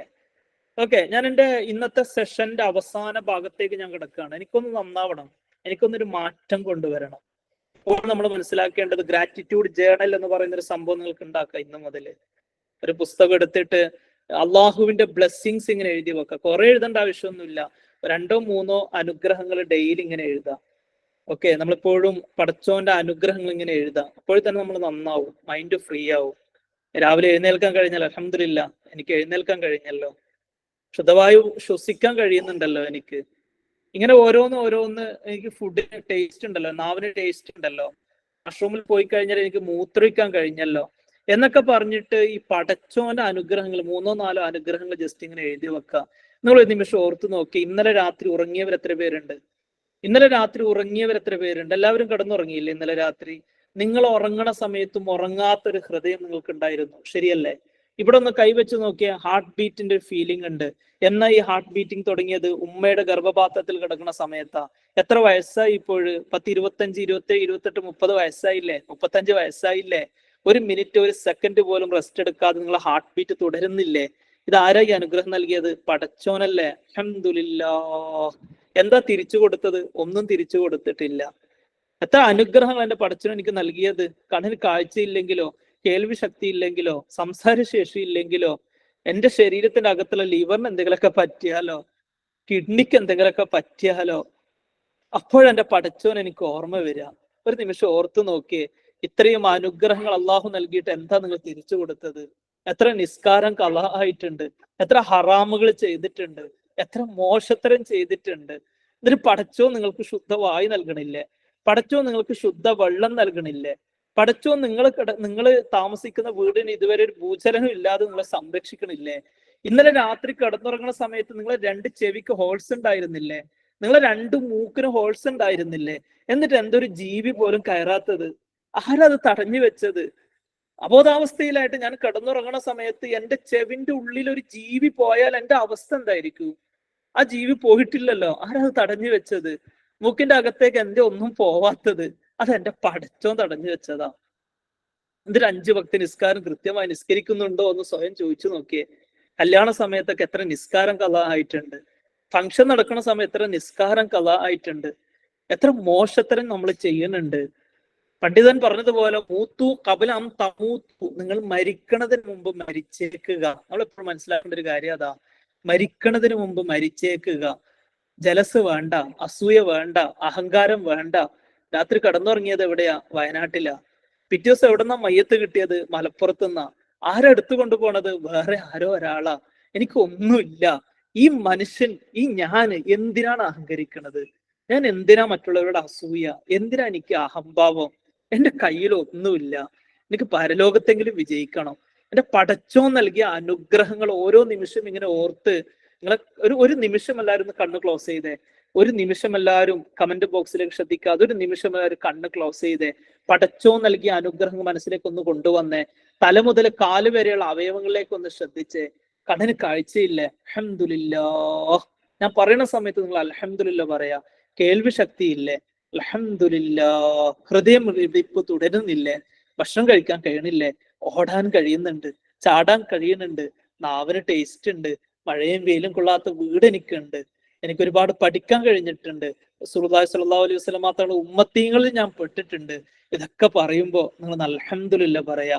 തലേ മുതൽ കാല് വരെയുള്ള ഓരോ അവയവങ്ങളിലേക്കും ശ്രദ്ധിക്കുക. ശരീരത്തിന്റെ ഇന്റേണൽ പാർട്സിലേക്കൊന്ന് മനസ്സ് കൊടുക്കുക. പടച്ചോന്റെ ബ്ലെസ്സിങ്സ് ഓർത്തിട്ട് ഒരു നിമിഷം അൽഹംദുലില്ലാഹ്. ഇന്നെനിക്ക് വളരെ ഫ്രീ ആയിട്ട് ഒരു പ്രയാസം കൂടാതെ ഗൂഗിൾ മീറ്റിന് മുമ്പിൽ 100-200ഓളം ആളുകൾക്ക് എനിക്ക് ക്ലാസ് എടുക്കാൻ കഴിയുന്നുണ്ട്. ഞാൻ എന്റെ പടച്ചവനോട് പറയാ അൽഹംദുലില്ലാഹ്. ഞാനിപ്പോ അൽഹംദുലില്ലാഹ് പറഞ്ഞില്ലയോ, ഇത് പറയാനുള്ള കപ്പാസിറ്റിയും കഴിവും എനിക്ക് നൽകിയത് ആരാ? പടച്ചോനാ. അൽഹംദുലില്ലാഹ്. ഞാൻ ഇപ്പൊ അൽഹംദുലില്ലാഹ് പറഞ്ഞില്ലയോ, ഇത് പറയാനുള്ള കഴിവ് എനിക്ക് നൽകിയത് ആരാ? അല്ലാഹുവാ. അൽഹംദുലില്ലാഹ്. ജീവിതം മുഴുവൻ അൽഹംദുലില്ലാഹ് പറഞ്ഞു നടക്കേണ്ടി വരും. ഒരു നിമിഷം എല്ലാവരും കണ്ണൊന്ന് ഓപ്പൺ ചെയ്തേ. ഓപ്പൺ ചെയ്താൽ ഒന്ന് കമന്റ് ബോക്സിലോ കൈവീശിട്ടോ ഒന്ന് അറിയിക്കണം കേട്ടോ. ഞാൻ പറഞ്ഞതിന്റെ ചുരുക്കം, ഇൻ ഷോർട്ട്, ഞാൻ എന്റെ ജീവിതത്തിൽ എന്റെ പടച്ചവനോട് എനിക്ക് നന്ദി ചെയ്യണം. ഇനി ഹറാമിലേക്കില്ല, ഇനി മോശത്തരത്തിലേക്കില്ല, ഇനി നിസ്കാരങ്ങൾ ഞാൻ ഖളാ ആക്കൂല, ആഡംബര കല്യാണത്തിന് ഞാൻ സാക്ഷിയാവൂല, ഞാൻ ഈ നിക്കാബ് ഒഴിവാക്കി ഹിജാബ് ഒഴിവാക്കിയിട്ട് മുമ്പോട്ട് പോവില്ല, ഞാൻ റീൽസ് ഇട്ടിട്ട് എന്റെ മുഖം കാണിക്കുന്ന അവസ്ഥയിലേക്ക് ഞാൻ നീങ്ങൂല. റളീനാ ബില്ലാഹി റബ്ബൻ. പടച്ച റബ്ബേ, ഞാൻ എല്ലാം തൃപ്തിപ്പെട്ടു നാഥ, എന്റെ ഈ കൈ ഉയർത്തണമെങ്കിൽ നീ വിചാരിക്കണം റബ്ബേ. റളീനാ ബില്ലാഹി റബ്ബൻ. ഞാൻ എല്ലാം തൃപ്തിപ്പെട്ടു നാഥ. വബിൽ ഇസ്ലാമി ദീന. ഞാൻ എന്റെ നിസ്കാരം ഖളാ ആക്കാത്തത്, ഞാൻ എന്റെ ഹറാമ് ചെയ്യാത്തത്, ഞാൻ എന്റെ മോശത്തരത്തിലേക്ക് പോവാത്തത്. വബിൽ ഇസ്ലാമി ദീന. ദീന് ഇസ്ലാം എന്റെ ദീനാണ്, ഞാൻ തൃപ്തിപ്പെട്ടു റഹ്മാനെ. പിന്നെ നമ്മൾ പറയുന്നുണ്ട് വബി മുഹമ്മദിൻ നബിയ. എന്റെ മുത്തുനബിനെ ഞാൻ തൃപ്തിപ്പെട്ടു നാഥ. എന്റെ പ്രിയപ്പെട്ടവരോട് പറയട്ടെ, റസൂലുള്ളാഹിനോട് സ്നേഹം വെക്കുന്നവർ എത്ര പേരുണ്ട്? ഹുബ്ബത്തുൽ ഖളറായിന്റെ അടുത്ത് ചെന്ന്, മദീനയിൽ ചെന്ന് എന്റെ ഹബീബിനെ സിയാറത്ത് ചെയ്യണമെന്ന് എത്ര പേര് വിഷ്വലൈസേഷൻ ചെയ്യുന്നുണ്ട്? എത്ര പേർക്ക് ആഗ്രഹമുണ്ട് എനിക്കൊന്ന് മദീനയിലേക്ക് പോകണമെന്ന്? ത്വൽഹ റളിയല്ലാഹു അൻഹു ഉഹുദ് യുദ്ധം കഴിഞ്ഞിട്ട് റസൂലുള്ളാഹി സ്വല്ലല്ലാഹു അലൈഹി വസല്ലമ തങ്ങളെ തോളത്തിരുത്തി, ശത്രുക്കള് തങ്ങളൊന്നും കാട്ടല്ലേ എന്ന് വിചാരിച്ച് തോളത്തിങ്ങനെ വെച്ച് ഉഹുദിന്റെ മല കയറുന്ന ഒരു രംഗമുണ്ട്. അവസാനം തങ്ങള് നിന്ന് മലന്റെ ഒരു ഭാഗത്തിരുത്തി ശത്രുക്കളോട് പൊരുതി, എന്റെ തങ്ങൾക്കൊന്നും പറ്റല്ലേ. ആ തങ്ങളെ വീണ്ടും തോളത്തിരുത്തിയിട്ട് മല കയറുന്നു, ശത്രുക്കളോട് പൊരുതുന്നു, മല കയറുന്നു, ശത്രുക്കളോട് പൊരുതുന്നു. അവസാനം ത്വൽഹ റളിയല്ലാഹു അൻഹു പൊരുതിയിട്ട് കഷ്ണം കഷ്ണമായിട്ട് ഷഹീദായി പോകുന്ന ചരിത്രം നമ്മൾ പഠിച്ചതല്ലേ. ഗാറു സൗറിൽ ഇരിക്കുന്ന മഹാനായ സിദ്ദീഖുൽ അക്ബർ തങ്ങള് ഗുഹയിലേക്ക് ആദ്യം കയറി. തങ്ങളെ ഞാനൊന്ന് കയറി നോക്കട്ടെ തങ്ങളെ. അവിടെ എല്ലാം ക്ലിയർ ചെയ്ത്, എല്ലാം സെറ്റ് ചെയ്ത് മഹാനായ റസൂലുള്ളാഹി സ്വല്ലല്ലാഹു അലൈഹി വസല്ലമ തങ്ങളെ ഗാറു സൗറിലേക്ക് വിളിച്ചിട്ട് തങ്ങളൊന്ന് മടിയിൽ കിടന്നോളൂ എന്ന് പറഞ്ഞപ്പോ അവിടെ ഉണ്ടായിരുന്ന ഹോൾസ് മുഴുവനും തുണി കൊണ്ടടച്ച് അവസാനം ഒരു ഹോൾസ് ബാക്കിയായപ്പോ എന്ത് ചെയ്തു? കാല് വെച്ചു കൊടുത്തു. തങ്ങളെ കാണാനുള്ള ഒരു ആഗ്രഹം കൊണ്ട് ഒരു പാമ്പ് വന്ന് സിദ്ദീഖുൽ അക്ബർ തങ്ങളെ കാലിലേക്ക് ഇങ്ങനെ കൊത്തിയപ്പോ വിഷം കയറി. മടിയിൽ കിടക്കണം, എന്റെ തങ്ങളെ എഴുന്നേൽക്കരുത്, തങ്ങള് നല്ല ക്ഷീണത്തിലാ എന്ന് പറഞ്ഞ സിദ്ദീഖുൽ അക്ബർ തങ്ങള് ഒന്നും മിണ്ടിയില്ല. വിഷം കയറി.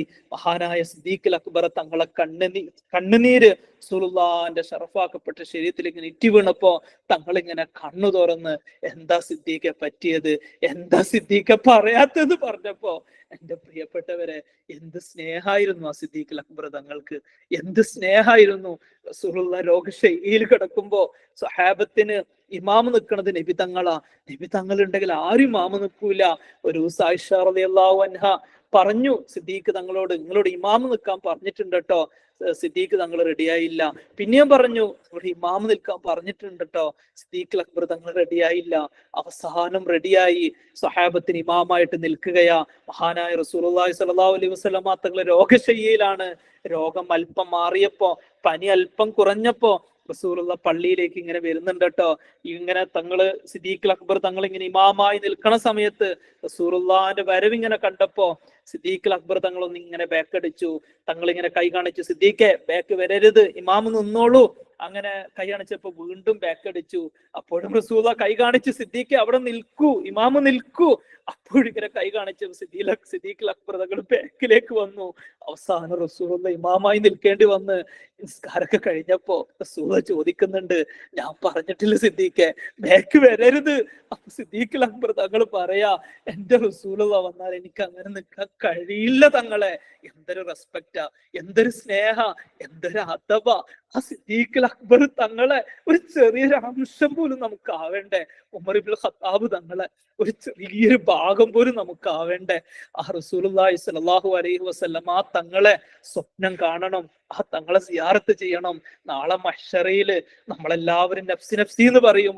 ഒരു ചാൺ മുകളിൽ സൂര്യനായിരിക്കും. ആ സമയത്ത് ചൂട് സഹിക്കാൻ കഴിയാതെ നഫ്സി നഫ്സി എന്നാ ഞാൻ പറയാം, മൈസെൽഫ് എന്നാ പറയാ.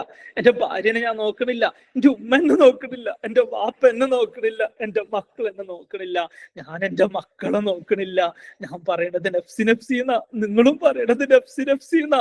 പരസ്പരം ആരും നോക്കാതെ, ഈവൻ നൂഹ് നബി അടക്കം നഫ്സി നഫ്സി എന്നാ പറയണേ, ഇബ്രാഹിം നബി നഫ്സി നഫ്സി എന്നാ പറയണത്, മൂസാ നബി നഫ്സി നഫ്സി എന്നാ പറയുന്നേ. എല്ലാ നബിമാരും അങ്ങനെ പറയണത് കേട്ടോ. ആ സമയത്ത് എന്റെ റസൂലുള്ളാഹി സ്വല്ലല്ലാഹു അലൈഹി വസല്ലം ആ തങ്ങൾ പറയണത് ഉമ്മത്തി ഉമ്മത്തി എന്നാ പറയണത്. ആ തങ്ങൾ അവിടുന്ന് നമ്മളെ പരിഗണിക്കൂലേ? എന്നിട്ട് തങ്ങളെ വേദനിപ്പിച്ചിട്ടില്ല. ഞാൻ നിക്കാബ് വലിച്ചെറിഞ്ഞ് ഹിജാബ് വലിച്ചെറിഞ്ഞ് നടക്കുന്ന സമയത്ത് റസൂലുള്ളാഹിന്റെ മനസ്സ് വേദനിച്ചിട്ടില്ലേ? അന്യപുരുഷനോട് സംസാരിക്കുന്ന സമയത്ത് മുഖം നോക്കിയിട്ട്, അല്ലെങ്കിൽ പ്രണയത്തിന്റെ ലോകത്തേക്ക് അന്നെന്റെ കൗമാരപ്രായത്തിലേക്ക് പോയപ്പോ റസൂലുള്ളാഹിന്റെ മനസ്സ് വേദനിച്ചിട്ടില്ലേ? ഹറാമുകൾ ചെയ്യണ സമയത്ത് റസൂലുള്ളാഹിന്റെ മനസ്സ് വേദനിച്ചിട്ടില്ലേ? അൽമർഅത്തു സ്വാലിഹ, എനിക്ക് സ്വാലിഹായ ഒരു വനിതയായിട്ട് മാറണം, അതുകൊണ്ട് തീരുമാനിക്കുന്നു എന്റെ റസൂലുള്ളാഹിനെ ഞാൻ വേദനിപ്പിക്കത്തില്ല, ഞാൻ എന്റെ മുത്തനബിയെ വേദനിപ്പിക്കത്തില്ല. ഇന്നു മുതൽ ഞാൻ നല്ല മോളാ, ഞാൻ സ്വലാത്ത് ചൊല്ലും, ഞാൻ നന്മ ചെയ്യും, ഞാൻ നിസ്കാരം കൃത്യമായി നിസ്കരിക്കും, പടച്ചോനെ ഞാൻ ഓർക്കും. ഇൻഷാ അല്ലാഹ് ഇന്നു മുതൽ അൽമർഅത്തു സ്വാലിഹിയിൽപ്പെട്ട ഒരാളാ തീരുമാനമെടുക്കുക. എന്റെ പ്രിയപ്പെട്ടവരോട് പറയട്ടെ, നമ്മുടെ ജീവിതത്തിൽ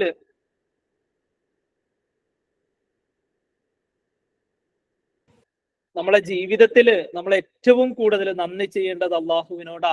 ഞാൻ എന്റെ ജീവിതത്തിൽ ഏറ്റവും കൂടുതൽ നന്ദി ചെയ്യേണ്ടത് എന്റെ മുത്തുനബിയോടാ. ഞാൻ തീരുമാനിച്ചു കഴിഞ്ഞു. ഇൻഷാ അല്ലാഹ് ഒരു കാര്യം കൂടി ഞാൻ പറയട്ടെ, നിങ്ങൾ ഏറ്റവും കൂടുതൽ നന്ദി ചെയ്യേണ്ട ഒരാളുണ്ട് കേട്ടോ, നിങ്ങളെ പ്രിയപ്പെട്ട ഉമ്മയാ. ഒരു നിമിഷം നിങ്ങൾ ആ ഉമ്മനൊന്ന് ഓർത്തു നോക്കിയേ, ഒരു നിമിഷം നിങ്ങളെ കുട്ടിക്കാലത്തേക്കൊന്ന് തിരിച്ചു പോയേ. ഈ പാവം സ്കൂളിൽ പഠിക്കുന്ന ഒരു കാലം ഉണ്ടായിരുന്നു.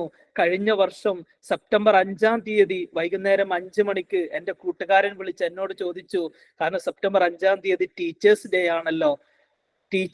ആണല്ലോ, അധ്യാപക ദിനത്തില് എന്റെ കൂട്ടുകാരൻ എന്നെ വിളിച്ച് ചോദിച്ചു, ഷഹീറെ who is your best teacher, ആരാടാ നിന്റെ ബെസ്റ്റ് ടീച്ചർ എന്ന് ചോദിച്ചപ്പോ ഞാൻ പറഞ്ഞു എന്റെ ഉമ്മയാടാന്ന് പറഞ്ഞു. നോക്കണേ, 30 വർഷക്കാലം പഠിച്ച ഞാൻ, ഇപ്പോഴും പഠിച്ചുകൊണ്ടിരിക്കുന്ന ഞാൻ, ഒരുപാട് അധ്യാപകന്മാർ എന്നെ പഠിപ്പിച്ചിട്ടുണ്ട്. അധ്യാപക ദിനത്തില് ഏതെങ്കിലും അധ്യാപകന്റെ പേര് പറയുമെന്ന് പ്രതീക്ഷിച്ചിട്ട് അന്നെന്റെ കൂട്ടുകാരൻ എന്നോട് ചോദിച്ചപ്പോ ഞാൻ പറഞ്ഞത് എന്റെ ഉമ്മയുടെ പേരാ. അന്നെന്റെ കൂട്ടുകാരൻ ചോദിച്ചു, അല്ല ഷഹീറെ, നിന്റെ ഉമ്മ നിന്നെ ഏത് ക്ലാസ്സിലാണ് പഠിപ്പിച്ചത്? PSC കിട്ടിയതാണോ, LP ആണോ, UP ആണോ, ഹൈസ്കൂൾ ആണോ, എത്ര ക്ലാസ്സിലാണ് പഠിപ്പിച്ചതെന്ന് ചോദിച്ചപ്പോ ഞാൻ പറഞ്ഞു, അല്ലടാ, എന്റെ ഉമ്മ 3-ാം ക്ലാസ് വരെ പഠിച്ചിട്ടുള്ളൂ, എന്റെ ഉമ്മക്ക് ഇംഗ്ലീഷ് ഒന്നും അറിയൂല, അറബി മലയാളം മാത്രമേ അറിയുള്ളൂ. പക്ഷെ 10-ാം ക്ലാസ് വരെ വൈകുന്നേരം 7 മണിയായാല് എന്റെ ഉമ്മന്റെ അടുത്ത് വന്ന് എന്നെ പഠിപ്പിക്കുമായിരുന്നു. 10-ാം ക്ലാസ്സിന് ശേഷം ഞാൻ ഹോസ്റ്റലില. 10-ാം ക്ലാസ്സിലേക്ക് എത്തിയപ്പോ SSC എന്ന് പറഞ്ഞൊരു സൗകര്യം ഉണ്ടായിരുന്നില്ല. At 7 o'clock every day my mother is my teacher. ഞാൻ ഇത് പറയുന്ന സമയത്ത് നിങ്ങളെ ഉമ്മനെ ഓർക്കണം കേട്ടോ. ഈ ക്ലാസ് കഴിഞ്ഞിട്ട് നിങ്ങൾ പൊന്നുമ്മാന്റെ കൂടെയാണ് ഇന്ന് ഈ രാത്രി ഉള്ളതെങ്കിൽ ഒന്ന് കെട്ടിപ്പിടിച്ച് ഉമ്മ കൊടുക്കണം കേട്ടോ. ആ കൗമാരപ്രായത്തിൽ വാശി പിടിച്ചതിന് ഉമ്മനോട് മാപ്പ് ചോദിക്കണം കേട്ടോ. നമ്മൾ എപ്പോഴും മനസ്സിലാക്കേണ്ടത്, 10 മക്കളെ ഒരു ഉമ്മക്ക് വളർത്താൻ പ്രയാസമില്ല. പക്ഷെ ഉമ്മക്ക് 10 മക്കളുണ്ടെങ്കിൽ ആ 10 മക്കൾക്ക് ആ ഒറ്റ ഉമ്മയെ വളർത്താൻ പ്രയാസ. ഓരോ മക്കളുടെയിലും ഫുട്ബോൾ പോലെ തട്ടിക്കളിക്കും. അതുകൊണ്ട് ക്ലാസ് കേൾക്കുന്നവരോട് ഞാൻ പറയട്ടെ, നിങ്ങളെ ഉമ്മനെ തട്ടരുതട്ടാ, നിങ്ങളെ ഉമ്മനെ വേദനിപ്പിക്കരുതട്ടാ. എപ്പോഴും ഓർക്ക, നിങ്ങളന്ന് ചെറിയ കുട്ടിയായിരുന്നപ്പോ അന്ന് 1 വയസ്സും 2 വയസ്സും 2.5 വയസ്സും പ്രായമുള്ള സമയത്ത് നിങ്ങൾ കിടന്നുറങ്ങുന്ന സമയത്ത് താരാട്ട് പാട്ട് പാടി നിങ്ങളെ ബെഡിൽ ഇങ്ങനെ ഉറക്കിയിട്ട് ഉമ്മ ഒരു ശബ്ദം പോലും ഉണ്ടാക്കാതെ ഒരു കള്ളനെ പോലെ എണീച്ചത് പോയത് നിങ്ങൾക്ക് ഓർമ്മയുണ്ടോ? വൈക്കം മുഹമ്മദ് ബഷീറിന്റെ ഒരു കഥയിൽ പറയുന്നുണ്ട്, നാട് വിട്ട ബഷീർ പതിരാ സമയത്ത് തിരിച്ചു വന്നപ്പോ ജനാലിലൂടെ ഇങ്ങനെ നോക്കണ സമയത്ത് ചിമ്മിണി വിളക്ക് കത്തിച്ച് ഖുർആൻ ഓതിക്കൊണ്ടിരിക്കുന്ന ഉമ്മനെ കാണാ. അതൊക്കെ ഇങ്ങനെ കേറിപ്പോയപ്പോ ചൂടുള്ള ചോറ് കൊടുത്ത സമയത്ത് ബഷീർ ചോദിച്ചു, അല്ല ഉമ്മ, എവിടുന്നാ ഈ രാത്രി ചോറ്? ചൂടുള്ള ചോറ് എവിടെന്നാ? എപ്പോഴും റൊട്ടിയാണല്ലോ ഉണ്ടാവാ, എവിടുന്നാ ഉമ്മ ഈ ചൂടുള്ള ചോറ് എന്ന് ചോദിച്ചപ്പോ ഉമ്മ വൈക്കം മുഹമ്മദ് ബഷീറിനോട് പറഞ്ഞത്രേ, എല്ലാ ദിവസവും ഞാൻ കാത്തിരിക്കുന്നായിരുന്നുടാ ഈ ചോറുണ്ടാക്കിയിട്ട് എന്റെ മോന് വരും, എന്റെ മോന് വരും, എന്റെ മോനെ പ്രതീക്ഷിച്ചിട്ട് എല്ലാ ദിവസവും ചോറുണ്ടാക്കിയിട്ട് കാത്തിരിക്കായിരുന്നുടാ, നീ വരുമെന്ന് എനിക്ക് അറിയാടാ. വർഷങ്ങൾക്ക് ശേഷം എല്ലാ ദിവസവും ചോറുണ്ടാക്കിയിട്ട് അന്ന് മോന് വന്നപ്പോ ചോറ് കൊടുത്തിട്ടുണ്ടെങ്കിൽ അത് ഉമ്മക്ക് മാത്രം കഴിയുള്ളൂ കേട്ടോ. എപ്പോഴും മനസ്സിലാക്കുക, ഒരു മോന് ഉമ്മ എപ്പോഴും ചവിട്ടും, ഉമ്മ അങ്ങോട്ട് വീഴും. ഒരു ദിവസം ചവിട്ടിയപ്പോ ഉമ്മ വീണില്ല, അന്ന് ഉമ്മ കരഞ്ഞു. എന്തിനാ കരഞ്ഞതറിയോ? ഇന്നും മോൻ എന്താ എന്നെ പതുക്കെ ചവിട്ടിയത്, എന്റെ മോന് ക്ഷീണിച്ചു പോയടാന്ന് പറഞ്ഞ് കരഞ്ഞിട്ടുണ്ടെങ്കില് അതാണ് ഉമ്മ എന്ന് പറയുന്നത്. ഒരു സ്ഥലത്ത് ഞാൻ ക്ലാസ് എടുക്കാൻ പോയപ്പോ ഒരു ഉമ്മ എന്നോട് പറഞ്ഞൊരു കാര്യമുണ്ട്, സാറേ എന്റെ മോന് നിങ്ങളെ ക്ലാസ്സിന്റെ മുമ്പിൽ ഇരിക്കുന്നുണ്ട്, ഇന്ന് ആ മോനെന്നെ മുഖത്തേക്ക് കാർക്കിച്ച് തുപ്പിട്ടാ സാറേ പുറത്തേക്ക് പോയത്. അതുകൊണ്ട് അൽ മർഅത്തു സ്വാലിഹയില് പങ്കെടുക്കുന്ന പ്രിയപ്പെട്ട പഠിതാക്കളോട് പറയട്ടെ, ഉമ്മനെ വേദനിപ്പിക്കരുത് കേട്ടാ. 7 മണിക്കുമ്മ ടീച്ചറാ, 8 മണിക്കുമ്മ ഷെഫാ, പാചകക്കാരിയാ, കുക്ക, ഭക്ഷണം ഉണ്ടാക്കണ പാചകക്കാരിയാ പ്രിയപ്പെട്ട ഉമ്മ എന്ന് പറയണത്. ഞാൻ ഇപ്പോഴും ഓർക്കുന്നുണ്ട്. ഞാൻ 3-ാം ക്ലാസ് പഠിക്കുമ്പോ A4 ഷീറ്റ് എടുത്ത് ഇങ്ങനെ ചിത്രം വരച്ചു കൊണ്ടിരിക്കുന്ന സമയത്ത് 8 മണിയായപ്പോ ഈ മദർ ഗോസ് ടു കിച്ചൺ, എന്റെ ഉമ്മ കിച്ചണിലേക്ക് പോയി. എന്തിനാ അറിയോ? ഉമ്മക്ക് ഫുഡ് കഴിക്കാനല്ല കേട്ടോ, എനിക്ക് എന്തെങ്കിലുമൊക്കെ ഉണ്ടാക്കി തരാൻ വേണ്ടിയിട്ടാ. ഞങ്ങൾ 8 മക്കളായിരുന്നു.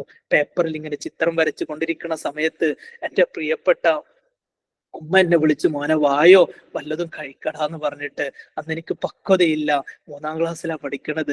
ഉമ്മ ഉണ്ടാക്കി വെച്ചത് വെജിറ്റബിൾ കുറുമ കറി കേട്ടോ. ഞാൻ ഉമ്മ ഉണ്ടാക്കിയ കറി ഇങ്ങനെ ടേസ്റ്റ് നോക്കിയിട്ട് എനിക്ക് ഇഷ്ടായില്ല. കൈക്കൊണ്ടൊരു തട്ട് കൊടുത്തപ്പോ പാത്രം അങ്ങോട്ട് താഴെ വീണുപോയി. അന്ന് എന്റെ ഉമ്മ എന്നെ ചവിട്ടി വീട്ടിൽ നിന്ന് പുറത്തേക്ക് ഇടേണ്ടതാ, പക്ഷെ എന്റെ ഉമ്മ അന്ന് ചെയ്തില്ല. ആ പാത്രം ഇങ്ങനെ കയ്യിലെടുത്തിട്ട് എന്നോട് പറഞ്ഞു, മോനെ നിനക്ക് ഓംപ്ലേറ്റ് ഉണ്ടാക്കി തന്നോടാ, ഡബിൾ ഓംപ്ലേറ്റ് ഉണ്ടാക്കി തരാം മോനെ, നീ ഫുഡ് കഴിക്കാതെ ഉറങ്ങരുതടാ, എനിക്കത് സഹിക്കാൻ പറ്റൂല മോനെ എന്ന് പറഞ്ഞ് ആ ഭക്ഷണം ഉണ്ടാക്കി തന്ന ഉമ്മയെ കുറിച്ച് ഞാൻ പറയും, 8:15 എന്റെ ഉമ്മ പാചകക്കാരിയാ, 7 മണിക്ക് എന്റെ ഉമ്മ ടീച്ചറാ, 9 മണിക്ക് എന്റെ ഉമ്മ സർവന്റാ. ഞാൻ ചെറിയ ക്ലാസ്സിൽ പഠിക്കുമ്പോ അനിയനോട് ഇങ്ങനെ അടികൂടിയപ്പോ എന്റെ മുട്ട് പോയിട്ട് ചുമലിലേക്ക് ഇടിച്ച സമയത്ത് ഉമ്മ വന്ന് ആ ബ്ലഡ് വന്ന സ്ഥലത്ത് ഇങ്ങനെ തൂണ്ടിക്കൊണ്ട് ഇങ്ങനെ കെട്ടി തന്നപ്പോ ഞാൻ പറഞ്ഞു, എന്റെ ഉമ്മ ഡോക്ടറാ, എന്റെ ഉമ്മ എല്ലാമാണ്. ഫോണ് വാങ്ങി വെച്ചതിന്റെ പേരില് ഉമ്മനോട് ദേഷ്യം പിടിച്ച് കിടന്നുറങ്ങിയ ഞാന് പിറ്റേ ദിവസം രാവിലെ ആയപ്പോ ഉമ്മ വന്ന്, എണീക്കടാ എന്നാ മോനെ ബ്രഷ് എന്ന് പറഞ്ഞിട്ട് എന്റെ ഉമ്മ എന്നെ ഇങ്ങനെ വിളിക്കണ സമയത്ത് ഞാൻ അത്ഭുതപ്പെട്ടു പോയി. ഇന്നലെ ഉമ്മനോട് തെറ്റിയിട്ട് ഞാൻ ആ ഫ്ലോറിലല്ലേ കിടന്നത്, എന്നെ ആരാ ഈ ബെഡ്റൂമിൽ കിടത്തിയത്, ആരാ ഈ ഫാൻ ഓൺ ചെയ്തേ, എവിടെന്നാ ഈ ബെഡ്ഷീറ്റ്, എവിടെന്നാ ഈ പുതപ്പ്, അതെന്റെ ഉമ്മ കൊണ്ടുവന്നതാ. അതുകൊണ്ട് കല്യാണം കഴിയാത്ത മക്കളുണ്ടെങ്കിൽ ഉമ്മനെ വെറുപ്പിച്ചിട്ട് ഏതെങ്കിലും ഒരു തലകൾ ഒളിച്ചോടരുതേട്ടാ. പ്രണയം നടിച്ചുകൊണ്ട് ഇരുട്ടിന്റെ മറവില് ചാറ്റ് ചെയ്ത് ഉമ്മനെ കരയിപ്പിച്ചുകൊണ്ട് അവന്റെ കൂടെ ഇറങ്ങി പോവരുത് കേട്ടോ. മറുപടി പറയാൻ കഴിയില്ല മക്കളെ, അനുഭവിക്കും. ഉമ്മക്ക് പകരം ഉമ്മ മാത്രമല്ലേ. അതുകൊണ്ട് കല്യാണം കഴിയാൻ പ്രായമുള്ള മക്കൾ എന്റെ ക്ലാസ് കേൾക്കുന്നുണ്ടെങ്കിൽ ഞാൻ പറയട്ടെ, വെറുപ്പിക്കരുത് കേട്ടോ ഉമ്മൻ. നിങ്ങൾക്കാണ് ഉമ്മ കരയരുത് കേട്ടോ. രക്ഷപ്പെടൂല, ഒരിക്കലും രക്ഷപ്പെടൂല. നാളെ നിങ്ങൾ ഉമ്മയാകുമ്പോ അത് അനുഭവിക്കും. നിങ്ങളെ വാപ്പനൊരു നിമിഷം ഓർത്ത് നോക്കിയേ, നിങ്ങൾ ധരിച്ചിരിക്കുന്ന ഡ്രസ്സിൽ വാപ്പന്റെ വിയർപ്പില്ലേ? നിങ്ങളെ കല്യാണം കഴിച്ച് പറഞ്ഞയക്കണ സമയത്ത് വാപ്പ വിയർത്തിട്ടില്ലേ? ഞാൻ ഇന്നത്തെ അനുഭവിക്കുന്ന തണൽ വാപ്പ കൊണ്ട് വെയിലല്ലേ? നിങ്ങൾ പഠിച്ച സ്കൂളിന്റെ ഫീസ് ഒന്ന് കാൽക്കുലേറ്റ് ചെയ്ത് നോക്കിയേ, ലക്ഷക്കണക്കിന് രൂപയില്ലേ? അത് വാപ്പയല്ലേ കൊടുത്തത്? നിങ്ങൾ കഴിച്ച ഭക്ഷണത്തിന്റെ ബില്ലൊന്ന് കാൽക്കുലേറ്റ് ചെയ്തേ, വാപ്പ കൊടുത്തതല്ലേ? ആ കാശ് മുഴുവനും നിങ്ങൾ താമസിച്ച വീടിന് ഒരു ദിവസം 200 രൂപ റെന്റ് കൊടുക്കുകയാണെങ്കിൽ 10-35 വർഷക്കാലം ആ റെന്റ് കൊടുക്കുകയാണെങ്കിൽ വാപ്പക്ക് എത്ര കൊടുക്കേണ്ടി വരും? ഒരു നിമിഷം പോലും വാപ്പ അത് തിരിച്ചു ചോദിച്ചില്ലല്ലോ. ഒരു നിമിഷം പോലും ആ വാപ്പ നിങ്ങളോട് അത് പറഞ്ഞില്ലല്ലോ. അതുകൊണ്ട് എന്റെ പ്രിയപ്പെട്ടവരോട് പറയട്ടെ, വാപ്പ വാപ്പയാ, ഉമ്മ ഉമ്മയാ. ഒരു നിമിഷം എന്റെ ക്ലാസ് കേൾക്കുന്നവരൊക്കെ ഒന്നിങ്ങനെ കണ്ണ് ക്ലോസ് ചെയ്തേ, കണ്ണൊന്ന് അടച്ചിരുന്നേ. എന്നിട്ട് നിങ്ങൾ ആ കുട്ടിക്കാലത്തേക്കൊന്ന് തിരിച്ചു പോയേ. ചെറിയ പ്രായത്തില് പതിരാ സമയത്ത് 1 വയസ്സും 1.5 വയസ്സും 2 വയസ്സും 2.5 വയസ്സും 3 വയസ്സും 3.5 വയസ്സുള്ള സമയത്ത്, അന്ന് തൊട്ടിലിൽ ഇങ്ങനെ കിടന്നുറങ്ങണ സമയത്ത് താരാട്ട് പാട്ട് പാടിയിട്ട് നിങ്ങൾ ഉറക്കിയിട്ടില്ലേ? കണ്ണടച്ച് കേൾക്കണട്ടോ. കരച്ചിൽ വരാണെങ്കിൽ പൊട്ടിക്കരഞ്ഞോളണേ. അപ്പോഴേ you can understand the value of your mother. നിങ്ങളെ ഉമ്മയുടെ വാല്യൂ മനസ്സിലാവുള്ളൂ. അന്ന് പതിരാ സമയത്ത് തൊട്ടിലിൽ നിന്ന് കരയണ സമയത്ത് ആ പൊന്നുമ്മ നിനക്ക് മുലപ്പാല് നൽകിയിട്ടില്ലേ? അന്ന് താരാട്ട് പാട്ട് പാടിയിട്ട് നിങ്ങൾ ഉമ്മ ഉറക്കിയിട്ടില്ലേ? അന്ന് സ്കൂളിലേക്ക് പോകുന്ന അവസരത്തിൽ ഓർമ്മയുണ്ടോ? ടിഫിൻ ബോക്സിൽ ഭക്ഷണം ഇട്ട് തന്നത് പ്രിയപ്പെട്ട ഉമ്മയല്ലേ? ഒരു നിമിഷം ഓർത്ത് നോക്കിയേ. അന്ന് സ്കൂൾ ബസ് പോകാനൊരുങ്ങണ സമയത്ത് സ്കൂളിലേക്ക് വൈകിയപ്പോ മോളെ പോവല്ലേ എന്ന് പറഞ്ഞ് വായിലേക്ക് ഭക്ഷണം എടുത്ത് തന്നത് പൊന്നുമ്മയല്ലേ? ഡ്രസ്സ് അലക്കി തന്നത് പൊന്നുമ്മയല്ലേ? വലത് കൈകൊണ്ട് നജസ് കഴുകിയത് നിങ്ങളെ ഉമ്മയല്ലേ? മരിച്ചുപോയ ഉപ്പി ഉമ്മയും ഉണ്ടാവട്ടോ. ബർസഖയായ ജീവിതത്തിന് വേണ്ടി പ്രാർത്ഥിക്കണേ. ഡെയിലി ഒരു യാസീനെങ്കിലും ഓതണേ. ഉപ്പ അവിടെ സന്തോഷിക്കട്ടെ. എനിക്ക് നല്ലൊരു മോളുണ്ടല്ലോ എന്ന് പറഞ്ഞിട്ട് ഉപ്പ സന്തോഷിക്കട്ടെ. ഓരോ ആണ്ട് വരുമ്പോഴും ഒരു ഹത്തുമെങ്കിലും ആ വാപ്പക്ക് നിങ്ങൾ ഹത്തും ഓതി കൊടുക്കണേ. ഈ സമയത്തൊക്കെയാ ഞാൻ നല്ലൊരു മനുഷ്യനായി മാറാ.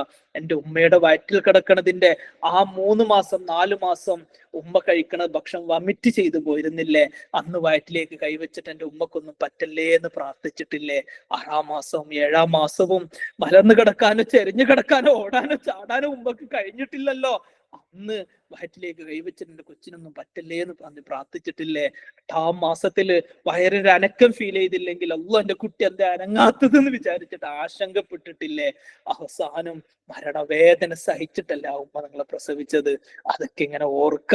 നിങ്ങളെ വാപ്പ് നിങ്ങൾക്ക് ഡ്രസ്സ് വാങ്ങി തന്നതും ഭക്ഷണം തന്നതും നിങ്ങളെ പൊന്നുപോലെ നോക്കിയതും സ്നേഹത്തോടെ ചേർത്ത് പിടിച്ചതുമായ പൊന്നു വാപ്പന് ഈ നിമിഷം ഒന്ന് ഓർക്ക.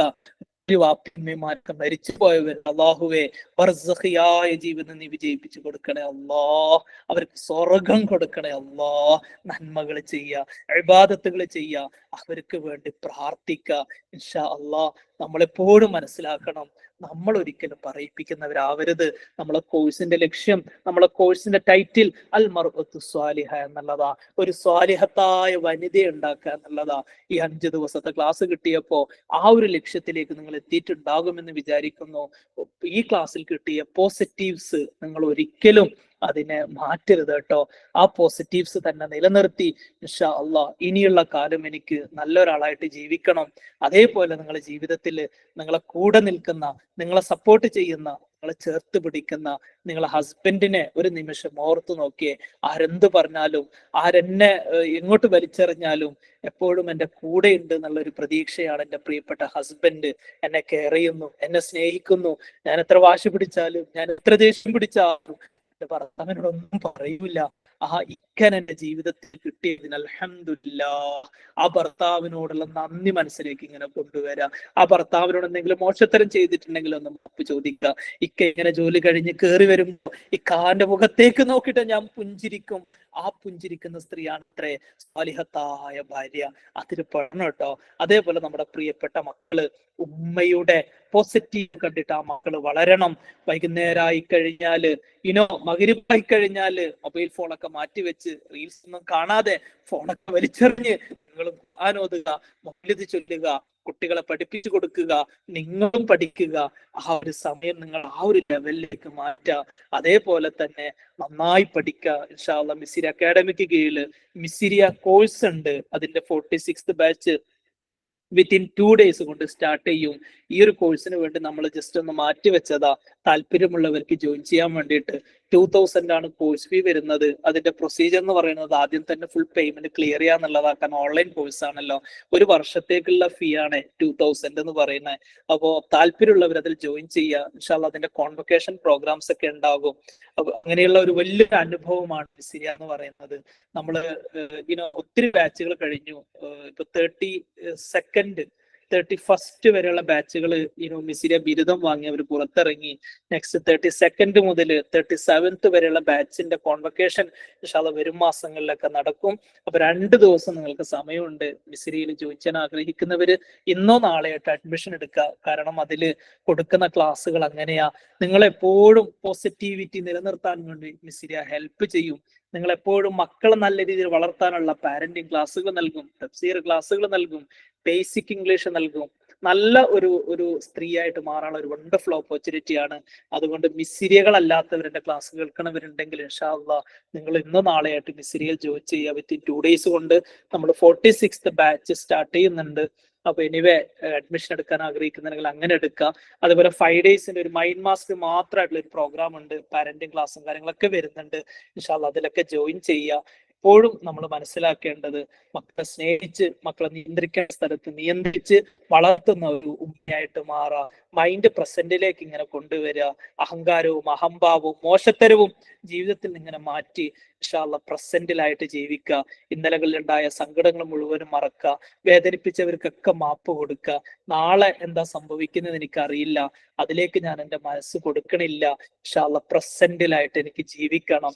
ഈ ഒരു പ്രസന്റിലായിട്ട് എൻ്റെ ജീവിതം ഞാൻ മുമ്പോട്ട് കൊണ്ടുപോകും. ഒരു കാര്യം കൂടി ഞാൻ പറയട്ടെ, മഹാത്മാഗാന്ധി എഡ്യൂക്കേറ്റഡ് ആണ്, ഗോഡ്സെ എഡ്യൂക്കേറ്റഡ് ആണ്. ഗോഡ്സെയും മഹാത്മാഗാന്ധി എന്താ, അവർ തമ്മിലുള്ള ബന്ധം എന്താ? ഗോഡ്സെ ആരാണ്, മഹാത്മാഗാന്ധി ആരാണ്? അറിയോ നിങ്ങൾക്ക്? Do you know about Godse? ആരാ ഗോഡ്സെ? ആരാ മഹാത്മാഗാന്ധി? ആരാ? ഗോഡ്സെയും മഹാത്മാഗാന്ധിയും തമ്മിലുള്ള ബന്ധം എന്താണ്? ഒന്ന് പറയാവോ? കമന്റ് ബോക്സിൽ ഒന്ന് പറയാവോ? ഗോഡ്സെ എന്ന് പറയുന്ന ആളെ കേട്ടിട്ടില്ലേ? ഗോഡ്സെ, അതെ, ഗാന്ധിജിയെ വെടിവെച്ച് കൊന്ന ആളാണ്, ബോംബിട്ട് കൊന്ന ആളാണ് ഗോഡ്സെ. മഹാത്മാഗാന്ധി എഡ്യൂക്കേറ്റഡ് ആണ്, ഗോഡ്സെയും എഡ്യൂക്കേറ്റഡ് ആണ്. എന്താ രണ്ട് തമ്മിലുള്ള വ്യത്യാസം? ഒരാൾ മഹാത്മാഗാന്ധിയെ ബോംബിട്ട് കൊന്നു, രണ്ടുപേരും എഡ്യൂക്കേറ്റഡാ, രണ്ടുപേരും പഠിച്ചവരാ. എന്താ വ്യത്യാസം? എന്താ വ്യത്യാസം? ഒരാള് സ്പിരിച്വൽ എഡ്യൂക്കേഷൻ ഉള്ള ആളാ, മഹാത്മാഗാന്ധി സ്പിരിച്വൽ എഡ്യൂക്കേഷൻ ഉള്ള ആളാ. ഗോഡ്സെക്ക് സ്പിരിച്വൽ എഡ്യൂക്കേഷൻ ഇല്ല. നോക്കണേ, അതാണ് വ്യത്യാസം. അതുകൊണ്ട് എൻ്റെ പ്രിയപ്പെട്ടവരോട് പറയട്ടെ, ഡിഗ്രിയും PGയും കാര്യങ്ങളൊക്കെ പഠിക്കണതിന്റെ കൂടെ നിങ്ങൾ ചെയ്യേണ്ട ഒരു പ്രധാനപ്പെട്ട ഒരു കാര്യം എന്ന് വെച്ച് കഴിഞ്ഞാല് നിങ്ങൾ ഇസ്ലാമിക് ആയിട്ടും കൂടി പഠിക്കണം. അപ്പോഴാ സ്പിരിച്വൽ എഡ്യൂക്കേഷൻ കിട്ടുക. ഇസ്ലാമിക് എഡ്യൂക്കേഷനും ഭൗതിക എഡ്യൂക്കേഷനും കൂടുമ്പോഴാ ഒരു നല്ല മനുഷ്യത്തിയായിട്ട് മാറാം, സ്വാലിഹത്തായ കുട്ടിയായിട്ട് മാറാം. അതുകൊണ്ട് ഇൻഷാ അല്ലാഹ് ഇസ്ലാമിക് സ്റ്റഡീസ് ഒക്കെ പഠിക്കുക, സ്കൂൾ വിഷയങ്ങളും കോളേജൊക്കെ പഠിക്കുക. മിസ്സിരിയൽ അഡ്മിഷൻ എടുക്കാൻ ആഗ്രഹിക്കുന്നവർ അങ്ങനെ എടുക്കുക. മറ്റുള്ള കോഴ്സുകളൊക്കെ ഉണ്ടെങ്കിൽ നിങ്ങൾ അൽമറത്തു സ്വാലിഹ എന്ന് പറയുന്ന ഗ്രൂപ്പ് അവിടെ തന്നെ ഉണ്ടാവും കേട്ടോ. അതിൽ പുതിയ ക്ലാസ്സുകളും ഫ്രീ ക്ലാസ്സുകളും അല്ലാത്ത ക്ലാസ്സുകളൊക്കെ അപ്ഡേറ്റ് ചെയ്യും. ആ ഗ്രൂപ്പിൽ എല്ലാവരും തുടരാം. അതേപോലെ പേഴ്സണൽ കൗൺസിലിംഗ് ആവശ്യമുള്ളവർക്ക് കൗൺസിലിംഗ് പ്രൊവൈഡ് ചെയ്യുന്നുണ്ട്, മക്കൾക്ക് കൗൺസിലിംഗ് പ്രൊവൈഡ് ചെയ്യുന്നുണ്ട്. വെക്കേഷൻ സമയത്ത് വെക്കേഷൻ ക്ലാസ്സുകളൊക്കെ വരും. പിന്നെ നമ്മൾ പ്ലാൻ ചെയ്തൊരു കാര്യമാണ്, കുട്ടികൾക്കായിട്ട് ഒരു ഉമ്മ സെഷൻ കൊടുക്കുന്നുണ്ട്. ഓക്കെ, ഉമ്മ ആരാ ഉപ്പ ആരാ എന്നുള്ളൊരു സെഷൻ മക്കൾക്ക് വരുന്നുണ്ട്. പിന്നെ കുട്ടികൾക്കുള്ള ഇംഗ്ലീഷിന്റെ ക്ലാസ് വരുന്നുണ്ട്, കുട്ടികൾക്കുള്ള മദ്രസ ക്ലാസ് വരുന്നുണ്ട്. ആ കാര്യങ്ങളൊക്കെ അൽമർഅത്തു സ്വാലിഹ എന്ന് പറയുന്ന കോഴ്സിൽ ഇൻഷാ അല്ലാഹ് ഞങ്ങൾ അപ്ഡേറ്റ് ചെയ്യും. നിങ്ങൾ എപ്പോഴും മിസ്സിരിയന്റെ കൂടെ വേണം, ആ ഗ്രൂപ്പിൽ തുടരണം, ആരും ലെഫ്റ്റ് അടിച്ച് പോകരുത്. എല്ലാ കാര്യങ്ങളും അതിൽ അപ്ഡേറ്റ് ചെയ്യും. മിസ്സിര കോഴ്സിൽ അഡ്മിഷൻ എടുക്കാൻ ആഗ്രഹിക്കുന്നവർ ഇൻഷാ അല്ലാഹ് അഡ്മിഷൻ എടുക്കണം. അല്ലാഹു സുബ്ഹാനഹു വ തആല 5 ദിവസം നടന്ന അൽമർഅത്തു സ്വാലിഹ എന്ന് പറയുന്ന കോഴ്സ് ഇതോടെ കഴിയാൻ പോവാണ്. അള്ളാഹു നമ്മളിൽ നിന്ന് സ്വീകരിക്കുമാറാകട്ടെ. ഒരുപാട് നന്മകൾ ചെയ്യുന്ന നല്ലവരുടെ കൂട്ടത്തിൽ അള്ളാഹു നമ്മൾ ഉൾപ്പെടുത്തുമാറാകട്ടെ. തൽക്കാലം ഞാൻ ഇവിടെ ക്ലാസ് വൈൻഡപ്പ് ചെയ്യാണ്. ബാക്കി കാര്യങ്ങളൊക്കെ ഇൻഷാ അല്ലാഹ് ഗ്രൂപ്പിലൂടെ അറിയിക്കുക. നിങ്ങൾക്ക് കിട്ടിയ പ്രചോദനം, നിങ്ങൾക്ക് കിട്ടിയ പോസിറ്റിവിറ്റി അത് ലൈഫിൽ കൊണ്ടുവരാൻ വേണ്ടിയിട്ട് മാക്സിമം ട്രൈ ചെയ്യുക. എനിക്കും എൻ്റെ വാപ്പ 3 വർഷം മുമ്പ് മരണപ്പെട്ടതാണ്. ബർസഖിയ ജീവിതത്തിന് വേണ്ടി എല്ലാവരും ദുആ ചെയ്യണം. എൻ്റെ ഉമ്മക്കൾ ആഫിയത്തിന് വേണ്ടി ദുആ ചെയ്യണം. എൻ്റെ ഫാമിലിക്ക് വേണ്ടി ദുആ ചെയ്യണം. മക്കളൊക്കെ സ്വാലിഹങ്ങളായി മാറാനുള്ള പ്രാർത്ഥനകൾ വേണം. മിസ്സിരിയൊക്കെ കുറെ മെന്റേഴ്സ് ഉണ്ട്, മെന്റേഴ്സിന് വേണ്ടി പ്രാർത്ഥിക്കണം. അതേപോലെ മിസ്സിരിയ പഠിതാക്കൾക്ക് വേണ്ടിയിട്ട് നിങ്ങളെ പ്രാർത്ഥന ഉണ്ടാവണം. ഇൻഷാ അല്ലാഹ് മർഅത്തു സ്വാലിഹയിലുള്ള നിങ്ങൾക്ക് വേണ്ടി ഞങ്ങളെ ദുആ ഉണ്ടാവും. അള്ളാഹു ഒരുപാട് നന്മകൾ ചെയ്യുന്ന കൂട്ടത്തിൽ നിന്ന് ഉൾപ്പെടുത്തുമാറാകട്ടെ. നമ്മളെ മക്കളെ സ്വാലിഹായ സന്താനങ്ങളിൽ അള്ളാഹു ഉൾപ്പെടുത്തുമാറാകട്ടെ. തൽക്കാലം നമ്മുടെ ഈ ഒരു കോഴ്സ് ഇവിടെ വൈൻഡപ്പ് ചെയ്യാണ്. ഇൻഷാ അല്ലാഹ് tata, bye, take care, see you, good night, sweet dreams. അസ്സലാമു അലൈക്കും വറഹ്മത്തുള്ളാഹി തആല വബറകാതുഹു.